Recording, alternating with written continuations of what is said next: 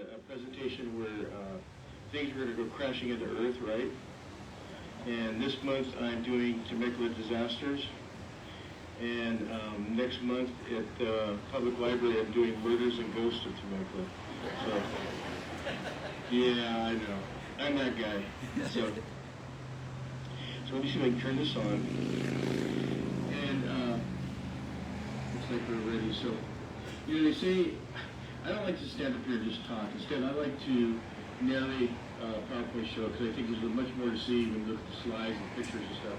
Because it's so much more important to see what our past looked like and to see what our present looks like as well. Now, hang on a second, let me take this off.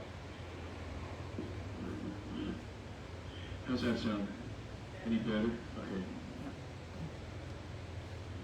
So, they say a picture is worth 1,000 words. So we're just going to get right into it. Save the questions until last because based on 1,000 words per picture, I have about 2.5 million words, okay? So, Temecula disasters. What's a disaster? Natural disasters. We have natural disasters and human caused disasters or any sudden event that causes great damage or great misfortune or calamity. And so I wanted you to get an idea of what Temecula looked like in the past. So this is Temecula, 1909. It's west looking east. So one of the interesting things here is you can see the railway station is no longer here, the Hotel Temecula. This is the livery stable where the bank is now. And then over here would be Interstate 15, right there. The City Hall would be right there. In 1920, this is a great color photo. I think it was taken by a motion picture production company. They're scouting out here for doing movies. And again, you can see, let's see, I think that's the Hotel Temecula right there. So good. 1979. Okay, Interstate 15, you can clearly see right here. There's Front Street, there's Santiago Bridge, there's the Main Street Bridge, is Rancho California right there. And you can see how the Garcia Creek just runs all the way out to the mouth of Temecula Canyon right there. 1979, so look at that. Nice and clear, very green, very open. Here we go. 2002, population growth. Whoop. So population growth here. So this is Rancho California Road. This is the San Gabriel Mountains in the back. And so you can see things are starting to populate, but this is only 2002. So I'm going to talk about 4 categories of disasters: floods, fire, earthquake, and wind. So here we go. So this here shows, we're going to talk about floods, and the reason why I like to talk about disasters in terms of history is that disasters help form communities. They change communities, they also help the way communities are going to grow in the future. So this here shows the route of the California Southern Railroad. It goes from San Diego. It came up through, gosh, my eyes are so bad. It came up through Oceanside, Temecula Canyon. There's Temecula right there. It went on to Paris. And then went on to Bolton and then San Bernardino. Here's our battery died again. Yeah, all these batteries are. Okay, how's that? Can you hear me? Yeah. Okay, so this is the Temecula train station. This is located, or was located, this is Main Street Bridge right here. So there's apartments here right now in Old Town Temecula. This is Temecula Canyon. We have a beautiful canyon that runs from here to the Pacific Ocean. Here's another view of it. Now you can see how low the tracks are compared to the Santa Margarita River. When Fred T. Paris, who was the engineer for the California Southern Railroad, came through here and was laying the tracks, everybody felt that the tracks were too low. He said, well, thanks for the info, but I'm the engineer around here, guys. Even though you've lived here all the while. Right? So here's another view. Look at this waterfall. Beautiful board. Here's one of the first trains coming through the canyon. Here's one of the first trains to stop in Temecula. Now, how do we know this train is for Temecula? You look right over here. That's the Hotel Temecula in the background. Right over there. So, first disaster, it actually didn't happen here. It happened on the other side of the world. August 27th, 1883, 3,000 miles away, the volcanic island of Krakatoa blew up. I mean, completely blew up. There's so much debris in the air that it affected the weather patterns over here. 36,000 people were killed there. It caused rain starting in January of 1884 up into July of 1884. So it rained that long because there was so much debris in the air. And so here's a picture of the washed-out track in the canyon. So in the end of January, it started to flood, it started to rain really intensely in Southern California and the Southwest Riverside County. Although I say Southwest Riverside County, at the time there was no Riverside County, so this is still part of San Diego County. On February 15th, 1884, one of the trains that came from San Diego actually got stuck in Temecula Canyon. What's that little building there? That's a overturned railroad car right there. Oh. Yeah. And so here's an article I found in one of the papers, the Daily Alpha, California. It was from San Francisco.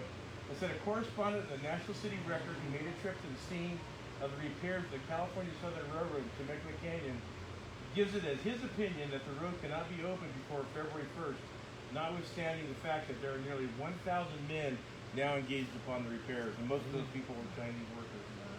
Okay. And so he wasn't too far off because actually, like I said, the train service started back again, or actually I didn't tell you yet, the train service started back again in January of 1885, so he wasn't very far off. Now, this is a great letter I got. A couple weekends ago, we gave a presentation to the Santa Rosa Plateau trail monitors here about the Vail Rancho Vail history. And at that time, I got to meet Whitney Wilkinson. And he's the great-grandson of Walter Vail. And so he found out I was giving this presentation tonight, and so he sent me this letter. And this letter, if I could read it for you, says, Dear Malin, okay, it's addressed to Malin Vail, the son of Walter Vail, and it's February 26, 1917. It says, Dear Malin, I came across the enclosed Kodak a few days ago. I thought possibly it might be of interest to you. Talk this way. Okay. It might be of interest to you. This is the river as it was on November 1905, about a month after we had taken possession of the Paba, looking down the river toward the orchard. There was some water that year, believe me. Yours truly, H.L. Hefner. So what he's talking about here is this isn't the Murrieta Creek. This is actually Temecula Creek. But back in the day, there was so much water flow, it was actually known as Temecula River. Now, everybody knows the difference between a river and a creek, right? One's bigger. I'm glad you all know. Well, it actually has nothing to do with size. Oh, okay. Then I don't. It has to do with the one important thing about these things is the water. Okay? A creek is seasonal, so it only has water in it part of the year. And a river has water in it all year long. So if Murrieta Creek had water in it all year long, it would be Murrieta River. And so where this is Temecula Creek, and this is going to be just right past the Indian Cemetery up here about half a mile away. That's where the orchard was. So that's a great picture. I didn't even ask for this or anything. Brand new, nobody's ever seen this before. It came from the grandson of Walter, the great grandson of Walter Vail. Okay, another gentleman, we had floods around here all the time. And so in 1916, well, let me finish the one with the train. So in 1884, the tracks washed out and they were rebuilt in January of 1885. Well, then what happened was they said, okay, that was a 100-year flood. We're not going to have another 100-year flood for what, 100 years, right? Well, in 1891, the tracks washed out again through the canyon. Okay? And so this time, when those tracks washed out, the line between Temecula and Fallbrook was abandoned. So they didn't rebuild those tracks. And so they said, okay, well, well, we can still take the train to Temecula, it's not too bad. And they could take a coach from Fallbrook to Temecula. Okay, it's just a small gap there. No more 100-year floods, right? 1891, 100 years, right? 1916, guess what happened? Oh my gosh.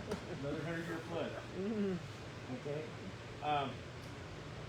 Temecula Creek. Mr. F.L. Fernald of Temecula Riverside County reports that the flood of 1891 at Temecula Canyon rose to a height of about 2 feet on the trunk of a large oak tree on the bank at the ford. A neighbor who was with them said that the height was very close to the peak of the flood of 1884. This tree was washed out during the flood of January 1916, after the water had risen about 12 feet on the trunk.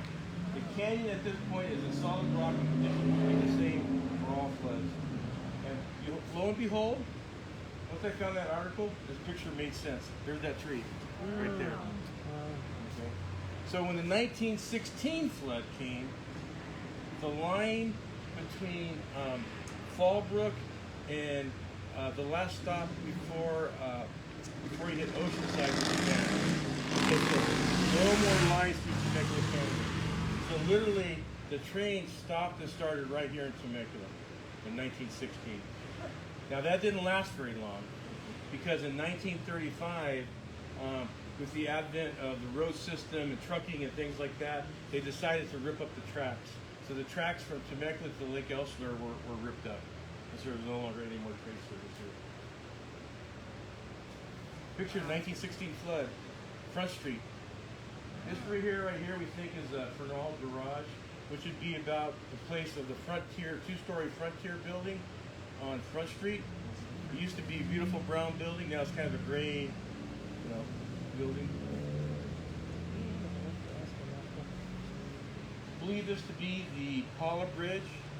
This is the one that's going over Temecula Creek toward the Pechanga Reservation. When they rebuilt it, they built a beautiful stone bridge. And I wish they would have kept it. Instead, what they did is they tore it down. Instead of keeping it as a pedestrian bridge, and they built the bridges there today.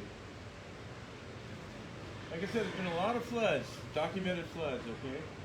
March 1912, January 1916, March 1921, March 1927, March 1938, took out the bridge. Okay. We're talking about the main street bridge here. It's the second largest month, yeah. But the most familiar flood that all of us are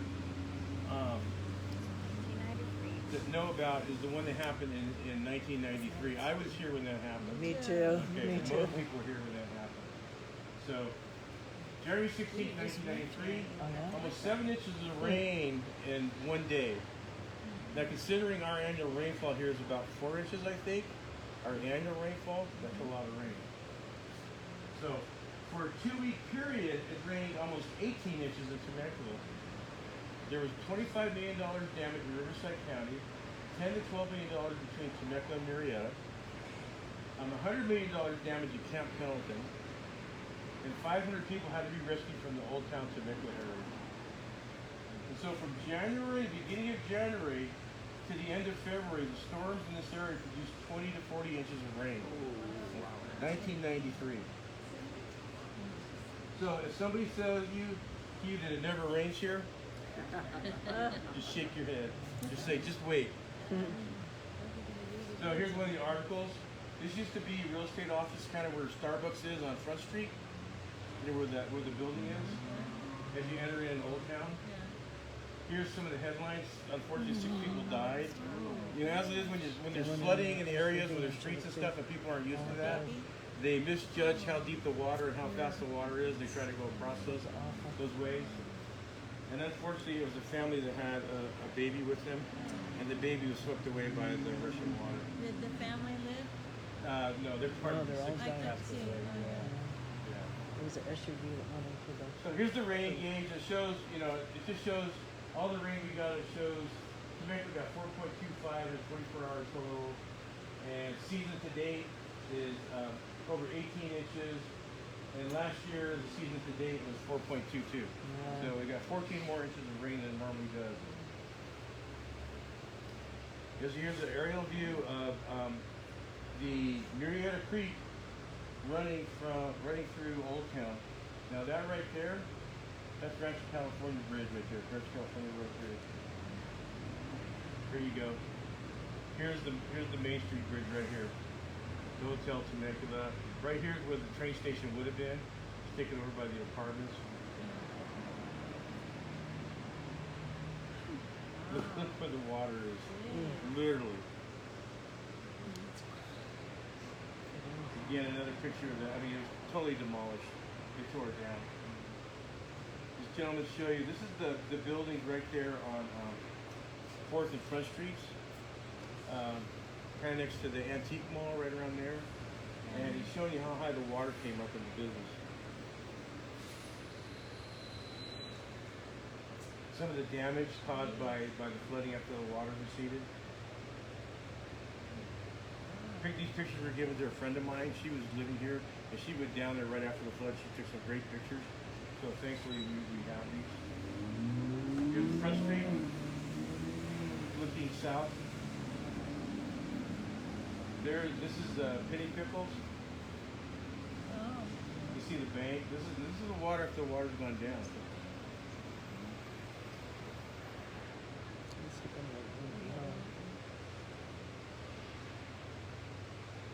Palomarian Hotel. The water was so deep on Front Street. You see the bottom ledge of that window there? That's how high the water went into the hotel. And unfortunately, this hotel's been open since 1927, and most of their hotel registers were in the back of the office on bottom shelves, and they were destroyed. So all this great history we could have had of all the people that came through town and stayed here, gone. Just to illustrate this, both of these were in the lobby. The piano no longer worked. They had to get rid of it. And right here, see the water stain? Yeah. That's how high the water came in there. Right there. What's the picture? Right there. That's how high it came into the hotel.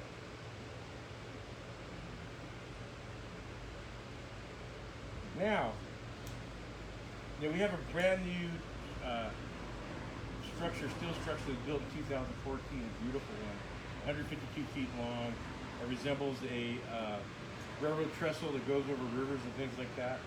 But that wasn't until 2014, and now I'm the guy at the camera that when something happens, I show up, or I try to show up. Okay, if I'm not working. December 22nd, 2010, we were having some storms. I went down to the Main Street Bridge. Look what's happening. Look how high the water's at. Yeah. This is what it looks like when there is no water in it. Okay? Now, part of the problem of why there's always floods in Old Town is you can see this has pylons that go into the bottom of the creek bed.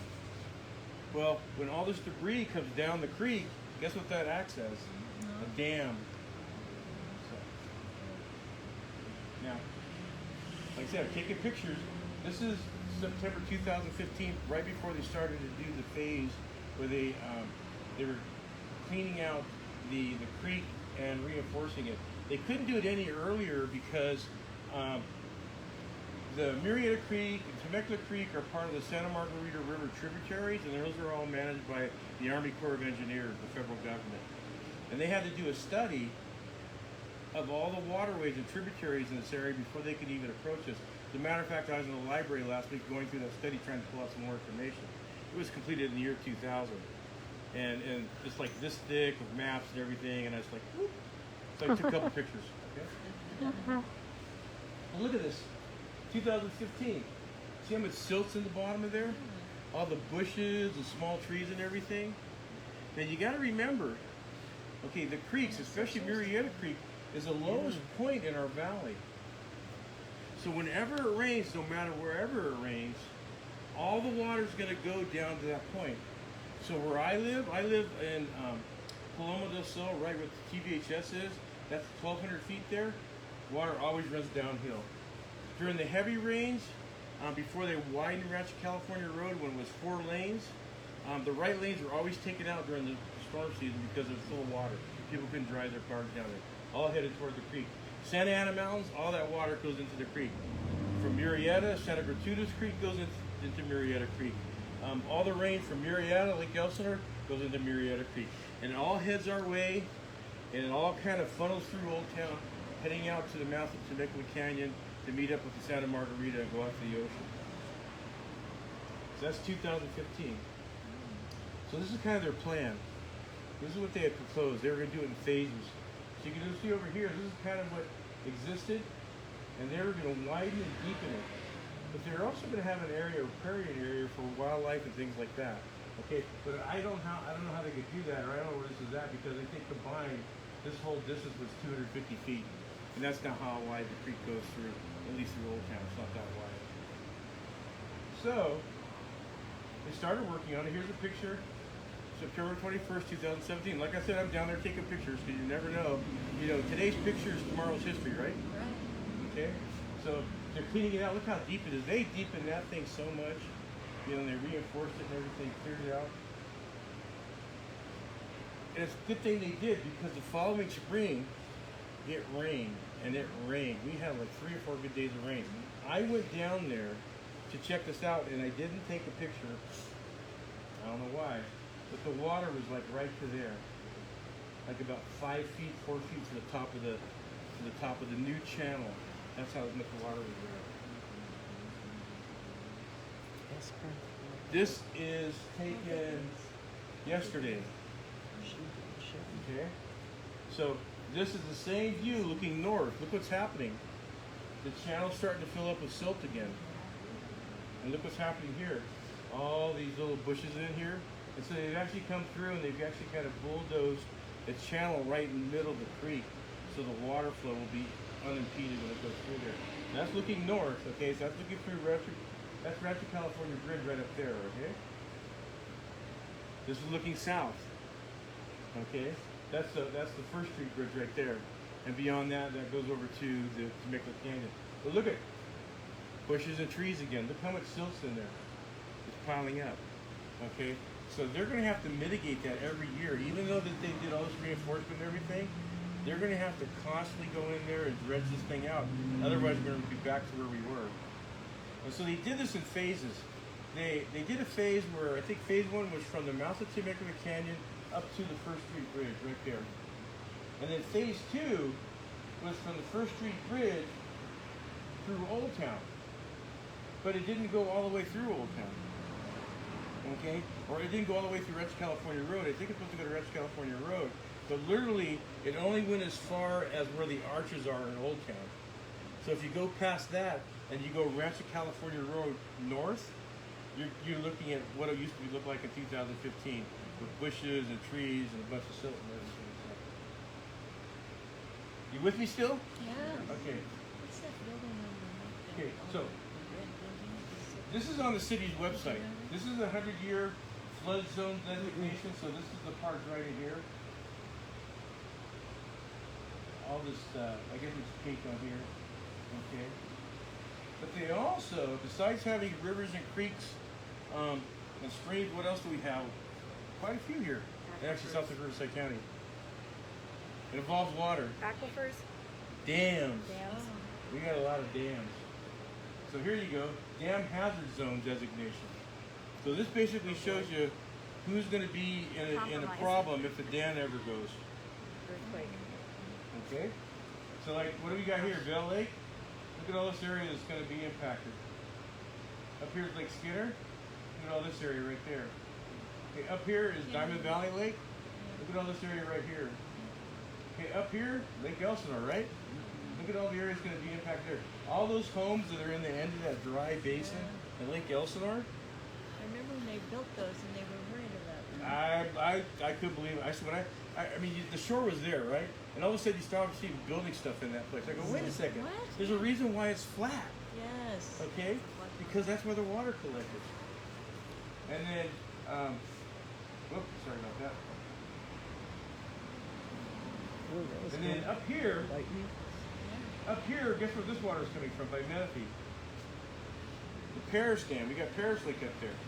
So, literally, this whole area that goes through that small canyon there is surrounded by dams. Temecula is. So go home and get your GPS. It's 938 feet at the bridge, okay, where the creek is, Temecula Creek in Old Town. Go home and get your GPS, or not your GPS, your altimeter, and find out what the elevation of your home is. If you're higher than 938 feet, you're way higher, you're good to go, okay? Water's gonna go away from you, right?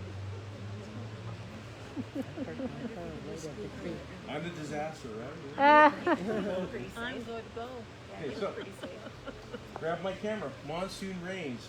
a month ago, I have a spot that I don't have to go too far to, and it's beautiful. How do you know this is a monsoon rain, not a regular rain? This is a characteristic of monsoon rains. They just come down in one area, very heavy, but then it's clear around it. You see how all the rain funnels in that one area just kind of comes down? This is how it is in Arizona and New Mexico. That's why I love going out there when I go camping and stuff, because you can just see this all the time. I mean, you look at the horizon, see all these clouds, monsoon, clear, monsoon, clear, monsoon. It's just really beautiful.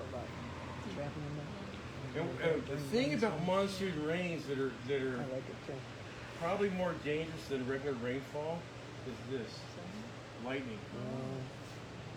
Okay, lightning for us out here is very dangerous. It's not going to hit anybody. Well, I shouldn't say that. There was going to be a picture I was going to add to this of a truck that got hit in Arizona, but I didn't want to show it to you, so I'm going to make it even get word. So you tell us about it instead. He couldn't resist. Couldn't resist. Yeah, they get a lot of rain, a lot of lightning there. And this guy had a license plate, has a license plate on his dash. Oh. So somehow the lightning found it on his dash, and it went through the windshield and it went right through the dash. Gosh. I know, freaky, huh? That would be wake up call. So I'm not putting my license plate on a dash. I don't care what happens. Metal water bottle. But this is some of the lightning One they of the took. doors and Okay. have the air coming in. You see this? And now here's what's really interesting. See this area over here? And if you went further over here, there was no rain. Actually, there was rain. There was rain that's called virga. What it is, it's rain. You can actually see it come out of the clouds, but it evaporates before it gets to the ground. That's the bad one, okay? Because at least here, when it's raining right here, the ground's getting wet, right? So when the lightning hits the ground, there's not a good chance it's going to spark anything because all the vegetation's wet, everything else. The virga rain, lightning's still happening, and lightning's hitting the ground, but underneath it, all that vegetation is dry. Okay, so that's why we get so many lightning strikes and causing fires here. Another picture, see lightning right there? Yeah. Chili is cold. Look at that one. I don't It know actually if better you can turn not on it the down projector a on the little. computer and stuff. It's just And I wasn't worried about that because that's probably see the about top things if you go along 5 miles away, 4 or 5 miles away. I think, I don't know. Yeah, how could you tell? The hair on my arms wasn't standing up. So. But I've been in lightning before. Oh. The storm was coming on top of the mountain when I was in Boy Scouts, Yeah. and we were on top of the mountain in Mexico. We could see the storm off in the distance, and the hair on our body started to stand up. Oh my gosh. And so that's when the scoutmaster said, "Okay, we got to get down. We got to get down fast." That's good. There's static electricity in the air. I thought that'd be good. You know, living in Now, Chicago. this is to show you kind of some of the verbiage. It doesn't really show that well. So, this here, same spot. I went out there Friday during the thunderstorms we had, right? Now, the lightning here wasn't the kind you saw before. The cloud formation, there was more clouds. There was more rain we got, and also had the sheet lightning. So the sheet lightning is the lightning that you see that goes, but it kind of goes within the clouds. It doesn't go down to the ground. Oh yeah. Yeah. I saw 10 lightning strikes Friday. You did? I was out So, and but about. here and it I saw comes. 10. Here comes the lightning. And this is important because I'm going to talk about something else here too that lightning's going to have an impact on. Fire. Yeah. Okay, so we talked about floods, right, and rain. Let's get into fire, okay? So, I'm fortunate when I give these tours, I meet all sorts of great people. A lot of people that retired, used to work, Yeah. different jobs. I met a gentleman that worked for CDF for the longest time. And we just, we got done the tour, we just started talking and stuff. And I gave him my email address and he just started feeding me stuff. I'm like, oh my God, so much stuff I didn't know about. 1940 CDF fire stations. Okay, so this is a list of fire stations kind of in the area in 1940. So let's see, okay, in Paris, Corona, Elsinore, San Jacinto, Beaumont, Sage, Temecula, and Anniston. That's all the fire stations that were around here. Okay? 1940. This is a fire truck, modern fire truck. A modern firefighter right there. Ready to fight a fire, ready to go out with a dry grass with a cigarette in his hand. Yeah, there you go. I don't know where he hooked that hose up to. I don't know how they got water. Okay. Okay, here you go. There's a whole fleet of fire trucks. Okay? Now just imagine, this is their resources trying to fight fires. And you will see these modern fires, hundreds of people. You know, water tenders, fire trucks, you know, flash check planes, helicopter drawing water. I mean, just the resources now today to fight a fire. And this is what they were fighting fires with. This is like the whole thing. No airplanes or anything. This is what they were doing. Gotta give you credit. More modern equipment. Steel, this is kind of like from the 60s right here. Okay. Like I said, this gentleman gave me so much information about it. Okay, this is our current fire station. Yeah. One of them. I was going to give you a map and list how many fire stations we have in Temecula. We don't have that many. Okay, probably like a handful. That's one in Old Town. This is one in Old Town. State engine number 12. Yeah. The first original fire department here. And I think it came like I can't remember when it was there, but that was the Coleman Fire Department. Here's some articles.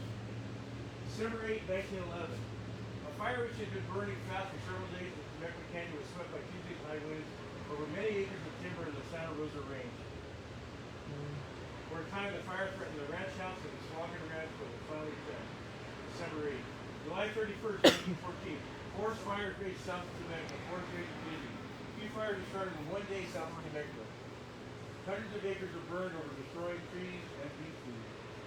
This is the time of year when the forest rangers are kept on the jump, and it is impossible for them to prevent great damages every year. It results without carelessness of campers and others who travel the public highways. However, it is a very fortunate thing that most of the fires originate on the public roads, making it easy to reach them before they have gained indiscernible headway. It has spread over several hundred acres of brush lands, making for the flats, where great damage would have been done had the forest rangers not reached the scene in time. Some careless person has set the fire, and no trace of the party can be found. And when he talks about careless person, you know, back in the day, smoking was common. Everybody smoked. And when you're done with your cigarette, what do you do when you're in the car? Look it out the window, right? Not unlike today. So we had a big fire right in town in 1952. The Temecula lumber yard burned down. So the Temecula lumber yard would have been where the Stampede is today in Old Town. Okay. And so these are pictures that the museum has that I don't think anybody's ever seen. So the first thing I did, from time to time I go to the museum, I take my handheld scanner, I'm going, we gotta let people know this information. You can't keep it in a book on a shelf, right?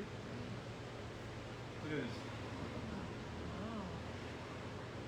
Firefighters can do anything other than keep it from spreading to other buildings. Just had to watch it burn down.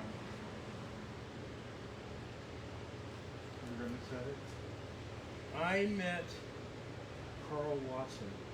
As a matter of fact, I talked to him last Sunday at the History Center. He was the son of the last manager of the Temecula lumber yard. And I think he was 8 or 9 years old when this happened. He was living on Pool Street at what's known as the Friedman House. And he said he thinks how the fire started is they had parked the truck on the side and they had cans of turpentine in the back of the truck, and you know there was some rags and things like that. And he thinks that the floorboard was so hot that it caught the rags on fire, which burned the truck and went to the building. Okay, so that was never rebuilt. He said him and his dad, they ended up moving to Alderwald, I think, to work in the lumber yard there. But here's the damage. But the Stampede was a hardware store, a lumber yard, before it was a Stampede. Yeah, but that was probably one that was rebuilt after this date right here, 52. Right. This is 52. Right. So it was rebuilt. But not anytime soon after this time. Got it.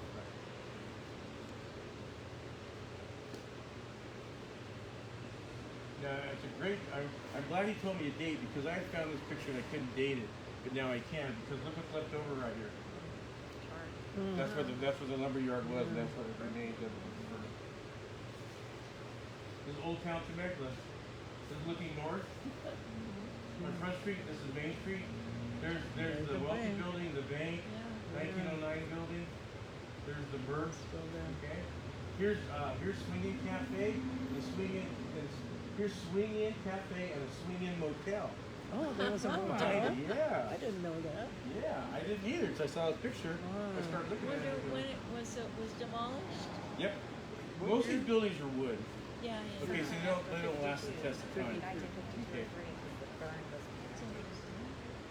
1968 wildfire just on the mountains just west of Cool Street. Look how close it is. Okay, you see the bank in the foreground?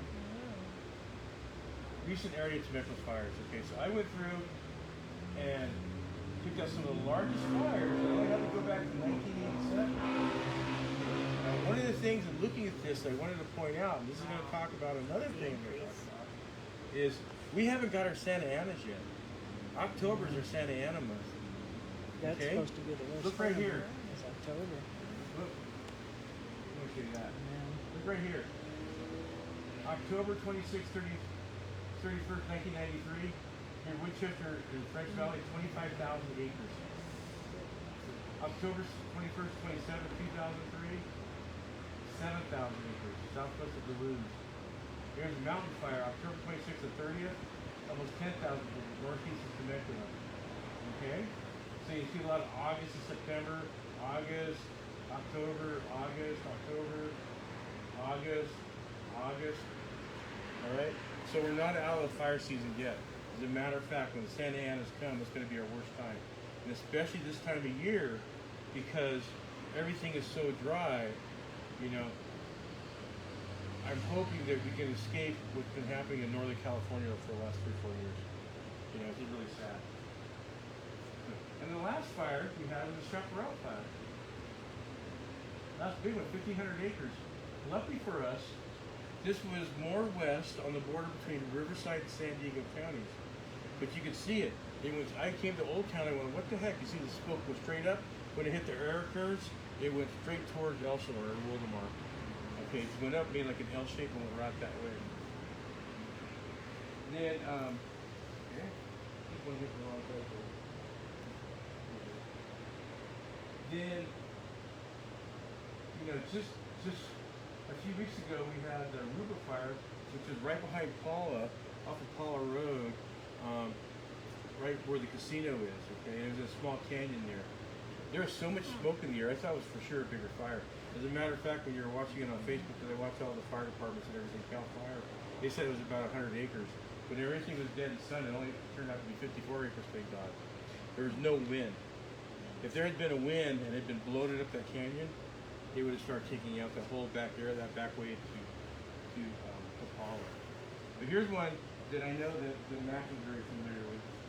That's Naha fire. In September 4th, the 14th, 2019, 2,000 acres, Murrieta and the Santa Rosa Oh, Plateau. I remember that. Oh, yeah. You probably do it wherever you live. So here's the mountain fire, October 26th to 30th, 2003. Okay, 21 houses, mobile homes, and travel trailers were destroyed. Okay. Still part of it. Look at that. That's crazy. That's just kind of like out in wine country. Eagle fire. This one destroyed much of the Dorland artist colony. I remember that. Remember too. that? Yeah. 9,000 acres. This is from the front of my house. I went out in my front yard. I'm like, oh my God, look at that. Yeah. 14 homes destroyed. The 27 other structures destroyed. They really talked about the Dorland Mountain Artist Colony. 1,200 firefighters were battling it. The Woodchuck campground was evacuated. Dell Lake Resort was evacuated. Face this way when you're talking. Look at that. Look how close it is. Oh. This was interesting because I saw this from my house, and this is before Temecula had really, you know, grown out that way towards like the Vale and Red Hawk area and everything. This is that ridge right up there, and at night you can just see the flames on the ridge. It's just unbelievable, you know. And then the next day, I was looking through binoculars. That's a fire, okay.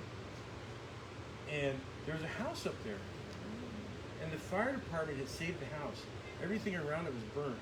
Oh my. And then about a couple of 100 yards down the driveway going to the house was a full semi-trailer that had been saved as well. They had abandoned it and it was just sitting there on the road, but everything around it was burnt completely. It had been saved.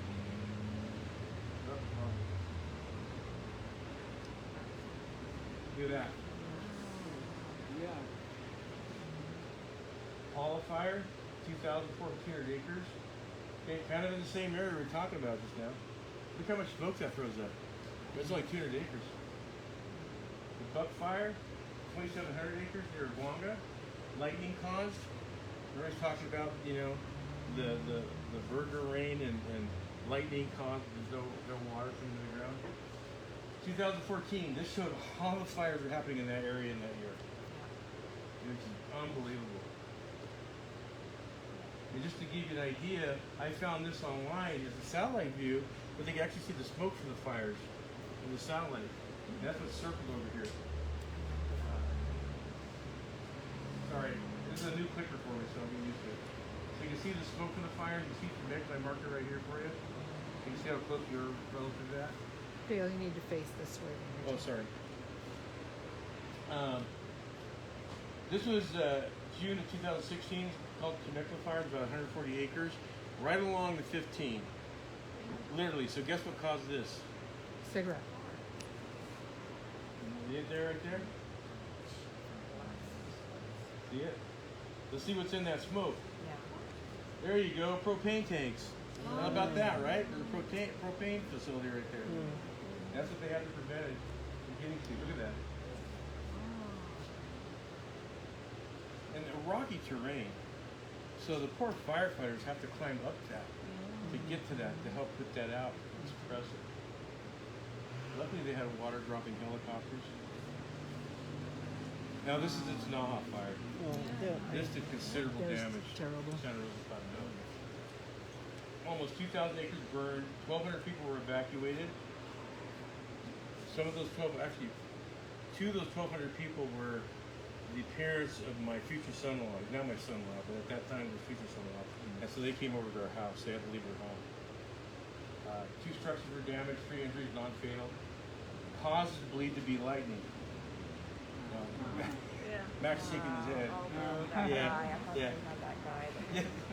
So it started the evening around 5 p.m. We went from 5 acres to 1,000 acres in 5 hours. So that happens because the brush is dry and there's wind. Okay, wind-driven fires will explode. Much of the damage occurred to the Santa Rosa Plateau and the Sylvan Meadows multi-use area. Did they know if any? I'm sure some animals died. Did they know how many? Oh, no. They can tell. I'm sure there's a lot of animals died. But this is the site on the visitor center, on the road. Yeah. Tanaha Road. Yep.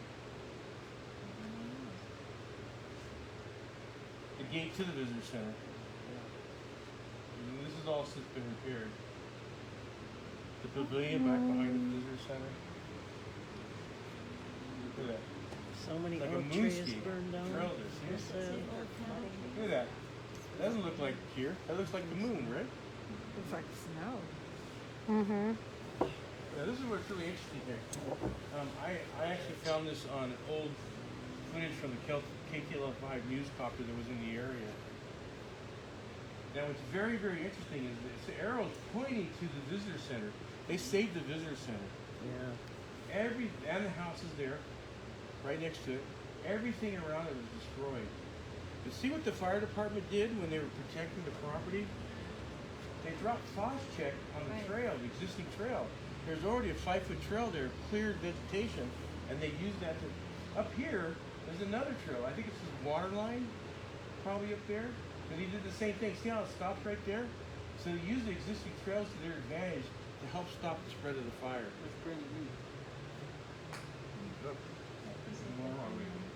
The bridge was burnt down though. That's why it was closed. Now, for so this long. shows it going into All of the shows going bridges into are Copper Canyon quite towards the Bear Creek subdivision where my now son-in-law's parents lived, and they were evacuated from that area. That would have been like right up in here. Good thing you were. And then I just took the map to kind of show you the burn area now. So this is kind of here, goes across the road up to here. This is all closed off, obviously, so people can't get to it. And so, you know, a combination of that fire, a combination of COVID, a combination of, you know, can't get volunteers because of certain requirements for COVID, a combination of the heat has kept this place closed for the most part, except Sylvan Meadows. They opened up Sylvan Meadows probably about a year ago, maybe. and they tried opening up the trail just to the adobes and stuff. But they had to close it because of heat and things like that. So they're trying to do that, but this is an ecological reserve. So there's strict requirements on what you have to do in order to open it up. So, but look at this, look at the fire. This is in a neighborhood. People have to evacuate. Can you imagine evacuating in the middle of the night? That's scary. So this is a chaparral fire I was talking about. See how it went straight up? And just the wind blew it out towards Wildomar, Elsinore. It's 1,500 acres, 2 structures were burned. Oh, wrong way. I think that's one of the structures there. This is taken, there was concern because they thought it was close to the plateau again. This is taken by the plateau. This is via volcano right there, kind of going out. You turn here to go out towards the trailhead for the vernal pools. You can see how far away it is still. So that was actually kind of a route. This is from the parking lot in the visitor center of the plateau. Okay, floods, fires, now it's earthquakes, right? Hey. So this is me, and I'm fascinated by earthquakes. More because I had the experience when I was 18. So this right here, guess what that is in the back, that line right there? San Andreas Fault. That's where I'm going as soon as I can get out of COVID. I gotta go check that. So I'm standing on the North American plate, on the other side of that fault, the Pacific plate. And supposedly when I go to that fault, if I can find a recent rupture, the stone on the left side, the Pacific plate, is going to be kind of grayish, and the stone on the right side, on the North American plate, should be kind of brown. So I want to kind of prove that, okay? A lot of faults around here. There's us right there, right in the middle of all of it.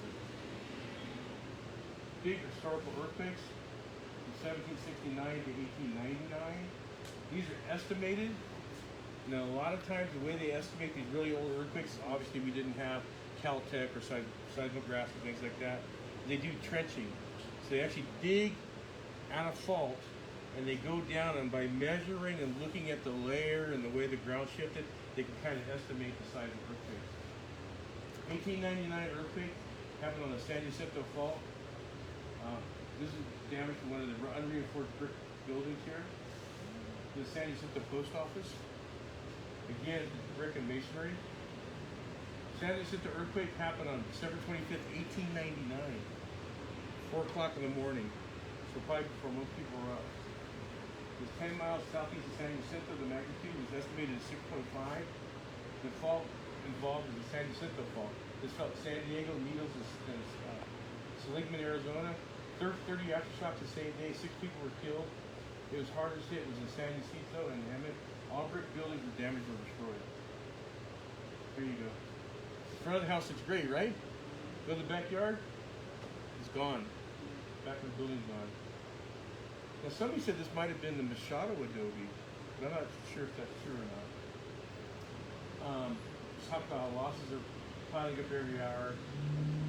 It says, they built a new county hospital last year. It costed $10,000 totally direct. Total damage. 1918 had another earthquake. Okay, just 19 years later, near the town of San Jacinto, 6.8 estimated. Again, the San Jacinto Fault. There's damage in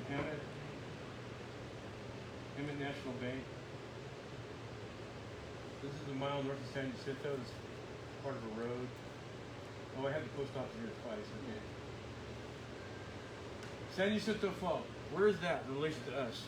Well, if you I'll speed this up.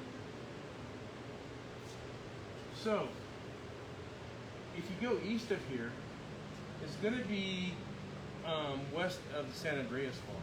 It's going to be in the area of San Jacinto and Hemet, and it runs north to south as part of the mountains. You can see we always have earthquakes there.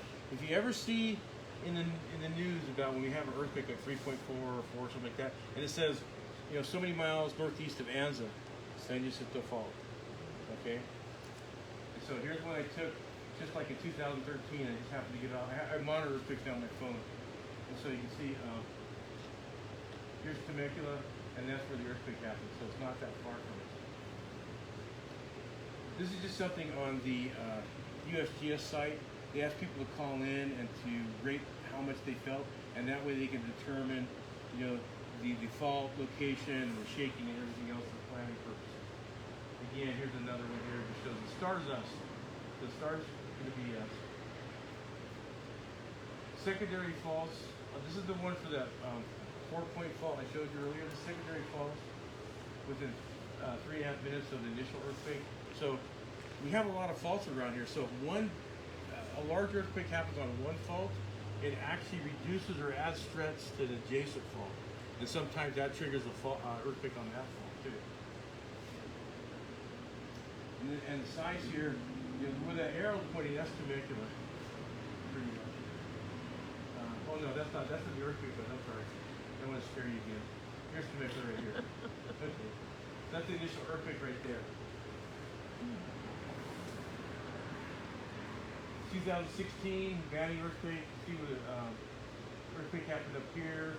Right down here is Temecula. That one's more along the San Andreas fault.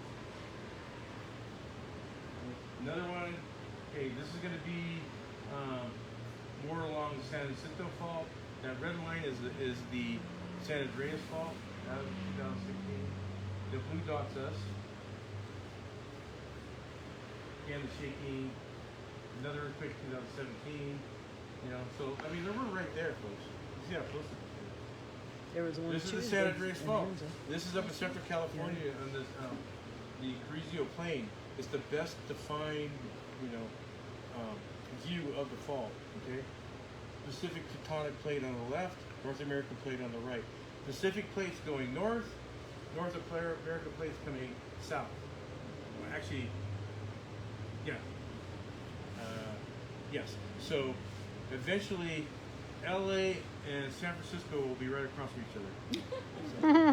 We probably won't be around to see that. Yeah. I'm waiting for that This is oceanfront what- property. This is what they're looking for when they do trenching and stuff. This happens to be a cut for the road. You can just see how the ground folds and everything caused by the earthquakes. On the average, earthquakes occur on the San Andreas Fault about every 150 years. 1906, San Francisco. 1857, this is up in the Cajon Pass. Okay, last big one we had on the southern section, 1680. Oops, we're overdue, folks. Okay. Parkfield's the place where they're doing studying. It's right out on San Andreas Fault, Central California. So USGS there, sensors on the ground. I have all this information because my son and I went there. I said, let's go look for an earthquake fault. He said, okay, Dad. So we're there. San Andreas Fault. This bridge has been destroyed so many times, rebuilt so many times because it goes right on the fault. I'm standing right on the fault at that time. My son's going, wouldn't it be cool if there had an earthquake right now? Only a kid would say that. There's the fault right there.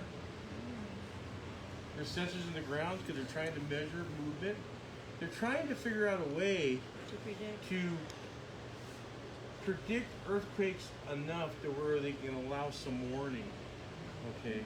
They're not going to be able to predict the size and stuff, but they want to give, minutes warning so that people can prepare themselves and seek safety and shelter and stuff before it actually happens. You measure the intensity of the earthquake on the Richter scale. It's basically by destruction, believe it or not. Then we have two different kind of earthquake waves. We have P and S. The P waves are the first to arrive, and the S waves are secondary.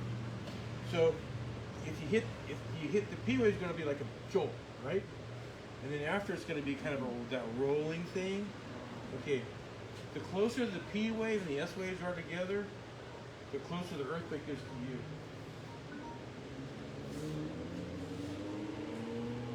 1971 San Fernando earthquake.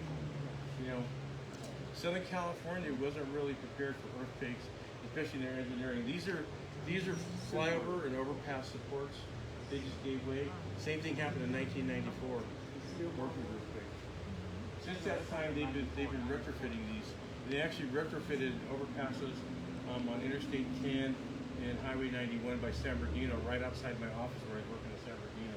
I saw them do this. So if you ever go by an overpass and you see kind of the steel collar around it, it's concrete but it has a steel collar, that's been a retrofitted. This is a new graphic. Yeah. duck cover and hold on. It's always been the thing, but now they added something new. Cover your neck. As soon as you drop, cover your neck. That's the big thing, because a lot of people are suffering head trauma during an earthquake, not because of buildings falling down, it's because all the stuff we have in our homes, falling off walls and things like that. Look at this is just an example of the 1994 earthquake.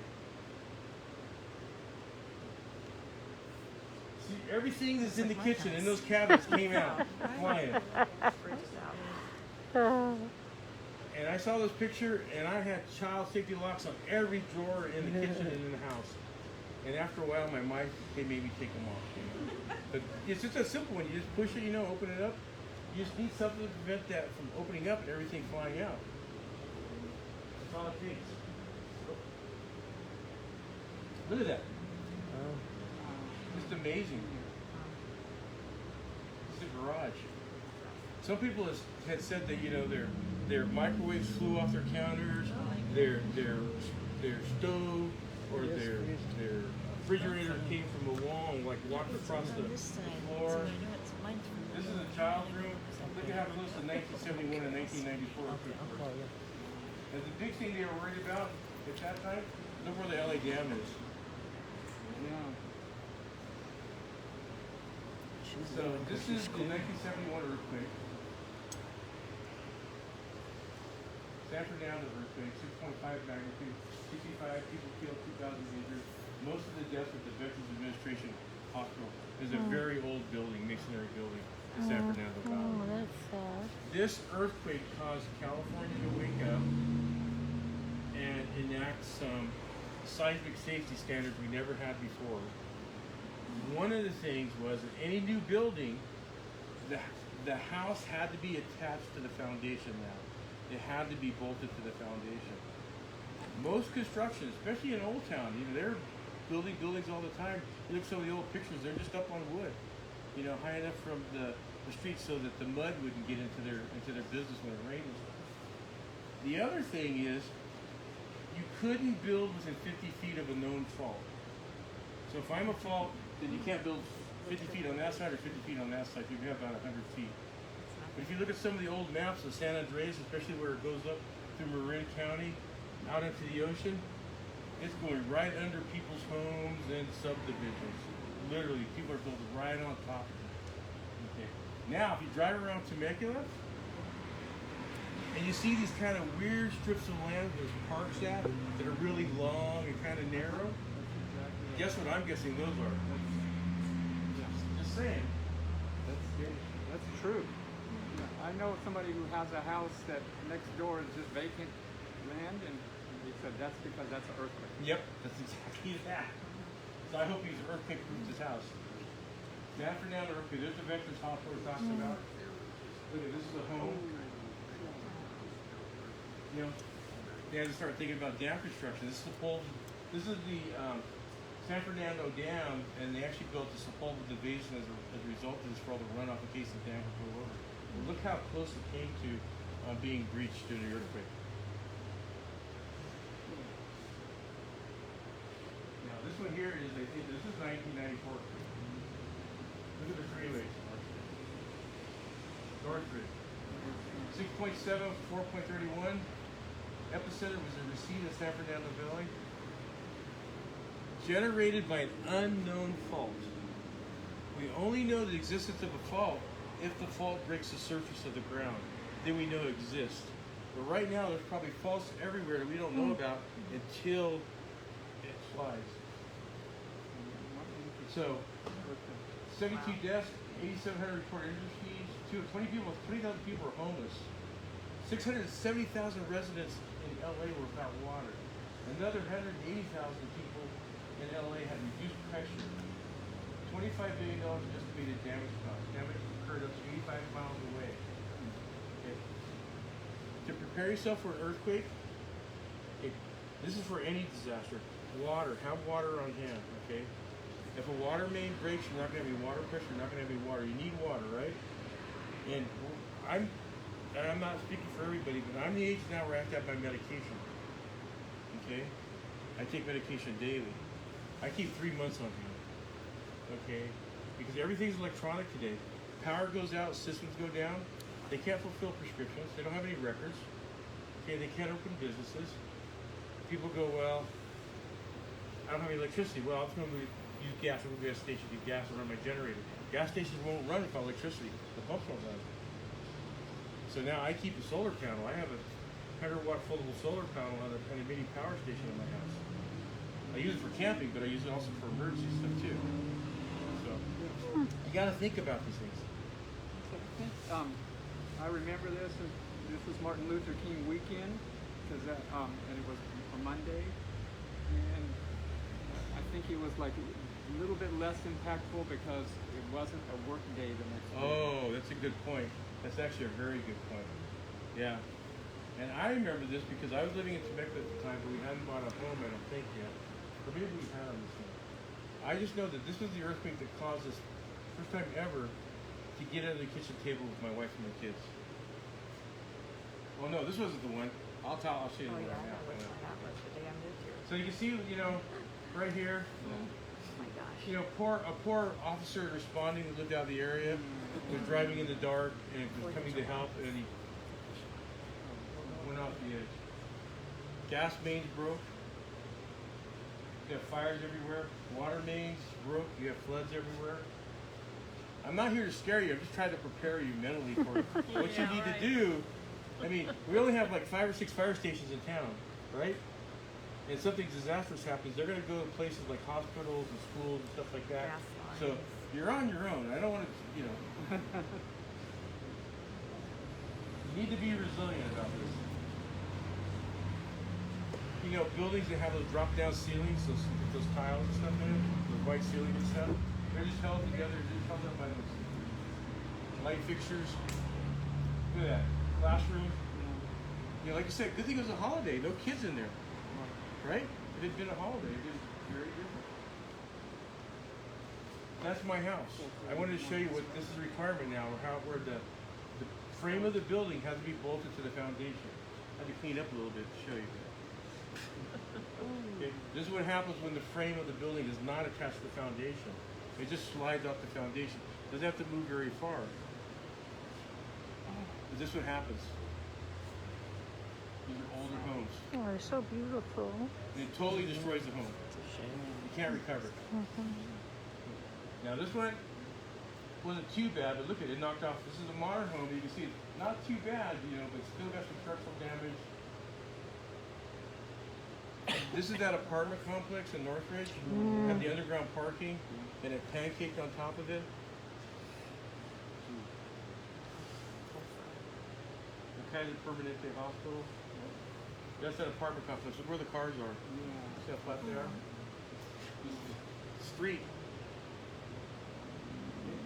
Whittier earthquake, 1987. And we're going to talk about that. And this is the one I was talking about earlier. This is the one I thought was the big one. Me The too. Landers earthquake, 7.5, happened out in the desert in 1992. It happened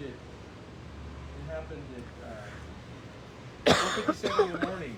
So I was in an apartment in Redlands on the couch watching TV about what's going on. I was holding one of my sons.